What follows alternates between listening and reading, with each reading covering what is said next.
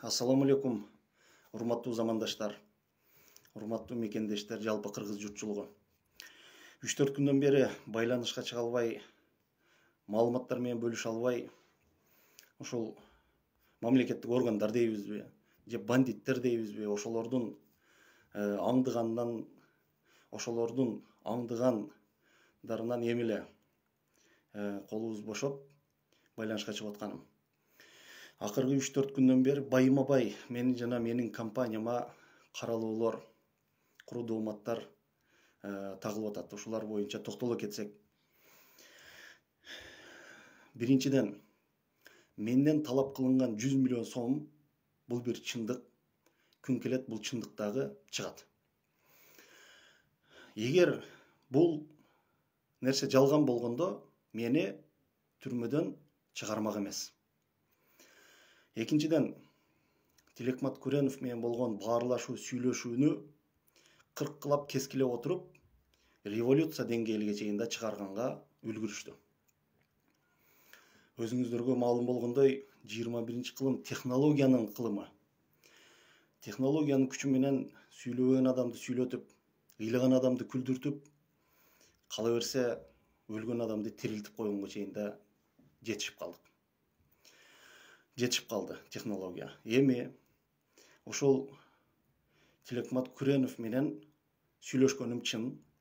Ошол мен түрмөдө отурганда Аллах акбал сурашканча чалып, баарлашып, сиз да ушу желек желбиреттиңиз эле, сиз да бир Кыргызстандын бир канча облусуна туу сайдыңыз эле, сиз да бир позицияңызды билдирсеңиз, бир пикириңизди билдирсеңиз деген баарлашуу бул бир чындык. Бирок ошол баарлашууну башка нукка буруп, ошол аудио, фото, видео запистерди кыркылап, кескилеп отуруп, башка нукка бургандыгы бул да бийликтин өздөрүнүн кумарына канган бийлигинен коркуп кеткендиги.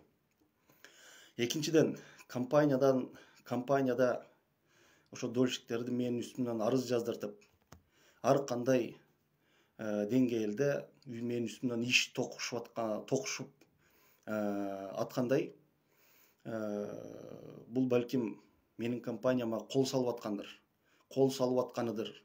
Балким менин компаниянын тартып алуу процессидир. Буну да көрүп жатарбыз. Дольщиктер менен декабрь айында байма-бай жолугуп сүйлөшүп, срок берилген. Буйруса компаниядагы жооптуу адамдар ошол берилген сроктордун ичинде ар ким өз жумушун аткарат деген үмүтүм чоң. Эми бул жерде ар кандай сөздөр айтылып кетти. Таза болсоң чыкпайсыңбы дегенге чейин. Кузчу заманың келди деген дагы ойлор айтылып атат. Бир, акыркы убактарда өзүңүздөргө маалым болгондой, ишкер болсун, кара дүйнөсү болсун, деги эле кыргыз жарандары ошол куугунтуктарды коштолуп, кустуруулар менен эле калып кетпестен, кээ бир деңгээлде өлүм менен да коштолуп кетип атат. Буга бир чындык, ошол акыркы эле окуя Арсланбек Абдылдаев аганын сырдуу, табышмактуу өлүмү. Мен да бир кыргыз жараны катары, мен да бир адам катары өзүмдүн жашоомдун коопсуздугу үчүн, өзүмдүн ден соолугум коопсуздугу үчүн ушул кадамдарга барбай койгон жокмун. Статистика боюнча акыркы 3 жылдын ичинде биздин кыргыз жарандарынын арасынан ошол түрмөдөн 150ден ашык жаран тирүү кирип, өлүк чыгып атат. Бул да болсо чоң сигнал. Экинчиден, кузчу заман келди окшойт, кузчу заманын келди деген ойлор дагы айтылып атат. Айтып коеюн. Мен ушул күнгө чейин бир дагы күн мамлекеттик кызматта иштеген адам эмесмин. Мен ушул жашыма чейин бир дагы мамлекеттик казынадан пайда көрүп, чардаңбай тепкен адам эмесмин. Колумдан келишинче эл менен бөлүшүп, колумдан келишинче элге ошол жардам колун сунгандан башка мамлекеттик кызматта иштеген күнүм болгон жок. Ошого бир нерсе айтаарда, бир нерсе айып тагууда колдон келишинче этият болсок. Буну менен эле калып кетпестен акыркы күндөрү ошол компаниядагы дольщиктерден байма-бай СМБга чакырып, менин үстүмдөн арыз жаздыртып, мен сиздерге, дольщиктерге да кайрылып коеюн. Айтылган срокторго жетишип, башталган иштерди буюрса бүтүрөм деп дайым айтып келгенмин, буюрса да айтам. Бир шарт менен, эгер биздин компанияга таандык ошол мал-мүлктөр, акчалай каражаттар, автоунааларды мамлекет ушу териштирүү максатында алып койбосо. Себебинде де интернет айдыңдарында көрүп атам. Ошол компанияга келген нерселерди жарыялап, максималдуу түрдө тартып алууга аракет кылгандай болуп атат. Бирок компания катары айтып койчу нерсем, ушул күнгө чейин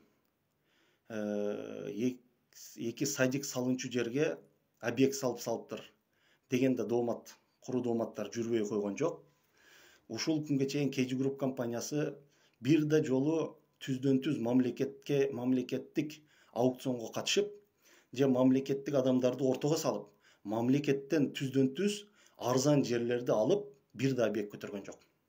Объектилердин бардыгы ошол 15-20 жыл алдын жеке менчикке алган жарандар менен келишим түзүп отуруп, ошо объектилерди көтөрдүк. Объектилерди дагы ушул күнгө чейин KG Group компаниясы катары башталган объектилер бүтүп келген.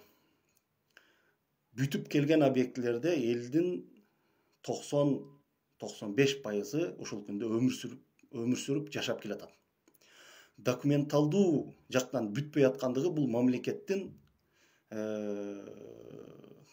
коррупцияга малынгандыгын айынан бүтпөй атат десем жаңылышпайм. Ошого бул нерселер дагы компания катары, эгер биздин компаниянын мал-мүлкүгө болгон нерсесинде мамлекет көз артып, кол салбай турган болсо, баштаган нерсебизди бүтүрүп, ар бириңиздердин колуңуздарга тапшырат, буюрса компания. Эми биз ушуну менен эле калып кетпестен, ар бир кыргыз жараныга, ар бир кыргыз ишкериге, ар бир кыргыздын келечеги болгон жаштарга дагы кайрылып кетчү күн келди окшойт. Биздин улуттун, биздин мамлекеттин келечеги бул бир жаштардын колунда. Буюрса жаштар акыйкатсыздыктарга, адилетсиздиктерге, тескери көрүнүштөргө өз оюн, өз пикирин тайманбастан айтуусу зарыл. Биз жакынкы күндөрү ошол Кыргызстандын төрт бурчунан жаштар менен кеңешип, баарлашып, өз позициябызды, өз оюбузду, өз талабыбызды буюрса коебуз. Буюрса көрүшкөнгө чейин сак саламатта, амандыкта.